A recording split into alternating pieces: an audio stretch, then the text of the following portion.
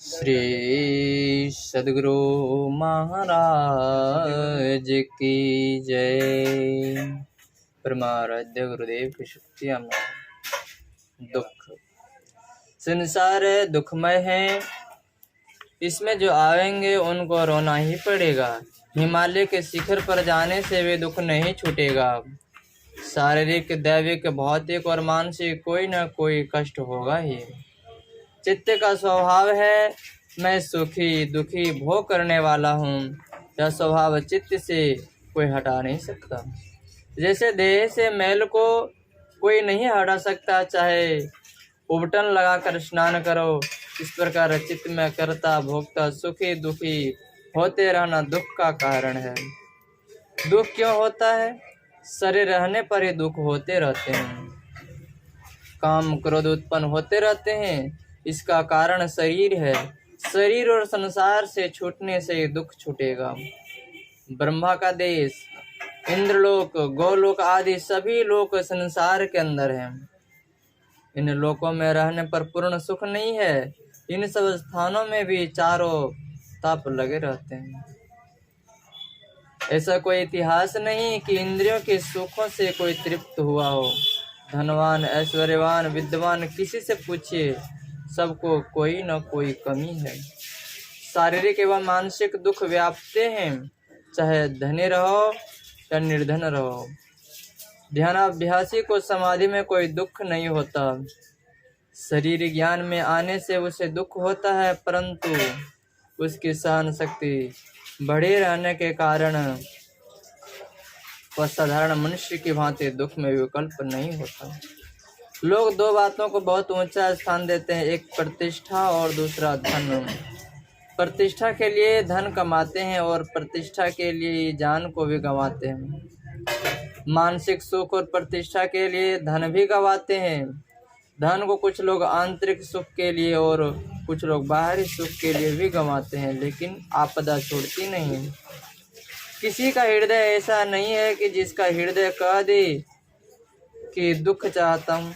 यदि किसी को आप देखते हैं कि दुख उठाने के लिए अमुक व्यक्ति तत्पर है, तो आप समझिए कि वह सुख पाने के लिए दुख उठाता है।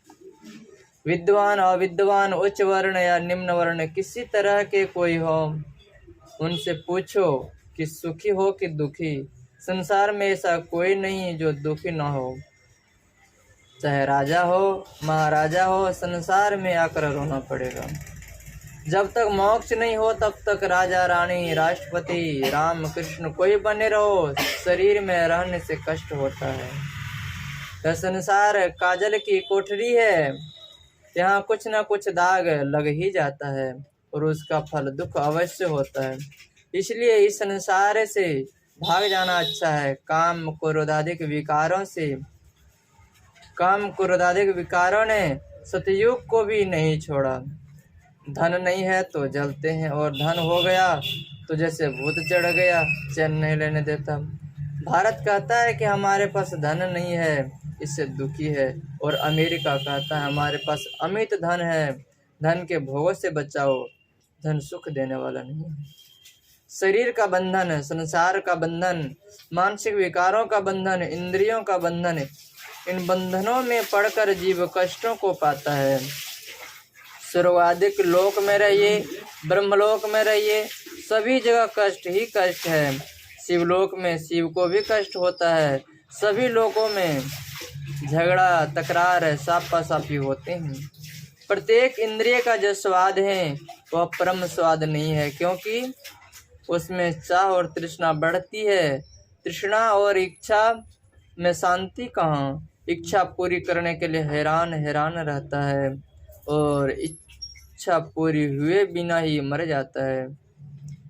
किसी के घर में मृत्यु होने पर लोगों के मन में विषाद होता है कि हमारे घर में एक समांग चले गए, किंतु विषाद करने पर भी वे लौट कर नहीं आते, इसलिए विषाद करना व्यर्थ है। संसार का सुख तब तक है जब तक मृत्यु नहीं है।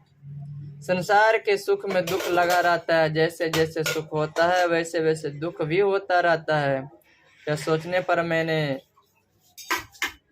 पर मेरे मन में हुआ कि संसार का सुख तो ऐसा है, तो संसार के सुख दुख से निर्वृत्त हुआ जाए। धन है तो उसको जोगने की चिंता रहती है, प्रतिष्ठा है तो वह प्रतिष्ठा छूटने ना पावे ऐसा ख्याल रहता है। धन और प्रतिष्ठा में आपदा बनी रहती है, और जहाँ आपदा है वहाँ कल्याण नहीं, आपदा विघ्न बाधा को कहते हैं। दैहिक ताप शरीर में से जो रोग उत्पन्न होते हैं। दैविक ताप अकस्मात होता है, जैसे गाछ से गिर जाना या फिसल कर गिर गए, हड्डी टूट गए इत्यादि। भौतिक ताप प्राणियों द्वारा जो कष्ट प्राप्त हो, जैसे बिच्छू का डंक या सर्प का दंश इत्यादि। ये तीनों होते ही रहते हैं। सुख पाने के लिए एक अमीर भी बहुत परिश्रम करके थकते हैं और एक गरीब भी। अधिक गरीब शारीरिक परिश्रम बहुत करते हैं तो अमीर मानसिक परिश्रम अधिक करते हैं। शारीरिक व मानसिक परिश्रम कितना भी किया जाए, लेकिन बिना इच्छा के छूटे स्वप्न में भी सुख नहीं होता। ईश्वर भक्ति विहीन लोगों से दुष्ट कर्म अधिक होते हैं। ईश्वर भक्ति विहीन लोगों से दुष्ट कर्म अधिक होते हैं। वे अपने दुखी रहते हैं और दूसरों को भी दुखी बनाते हैं। सुख सुख कहकर जिस पदार्थ को मानते हैं उसके साथ दुख लगा रहता है। सुख भागता जाता है, दौड़ते दौड़ते शरीर खत्म हो गया, तृप्ति कभी नहीं हुई, संतुष्टि कभी नहीं हुई, तृष्णा लेकर संसार से चले गए। श्री राम जैसे अवतारी भी संसार में आकर रोए। श्री कृष्ण जैसे हंसमुख को अंत में मुख पर मायूसी आई। पांडव जैसे वीरों को भी जंगल जंगल घूमना पड़ा। यही संसार है, इसलिए संसार से छूटने के लिए यत्न जानो। जीवन काल में जो सदाचारी हैं, सुकर्मों को करते हैं, ईश्वर भजन करते हैं, वे परलोक में भी सुख पावेंगे, इसमें कोई शक नहीं। परंतु यह परलोक वाला सुख भी इसी तरह है जैसे पृथ्वी पर का सुख, कुछ काल सुख फिर दुख। सुख मिलता है लेकिन और मिले होता ही रहता है, और कितना सुख चाहिए इसका अंदाजा नहीं। जितना मिले उससे और विशेष चाहिए। तृष्णा और लोभ के मारे लोग यहाँ दुखी और वहाँ यानी परलोक में भी दुखी होते हैं। दिमाग में मिट्टी डालने से लोभ खत्म होता है। इंद्र भी भोग से संतुष्ट नहीं और ब्रह्मा भी हैरान हुए हैं।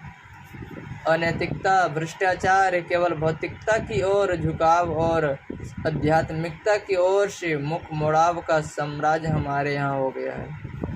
इसी से स्वराज्य में हम स्वराज नहीं देख रहे हैं और जनता दुखी है। ईश्वर दर्शन करने में जितनी कठिनाइयाँ हैं, इनको नहीं झेलो तो संसार में आने का दुख नहीं छूटेगा।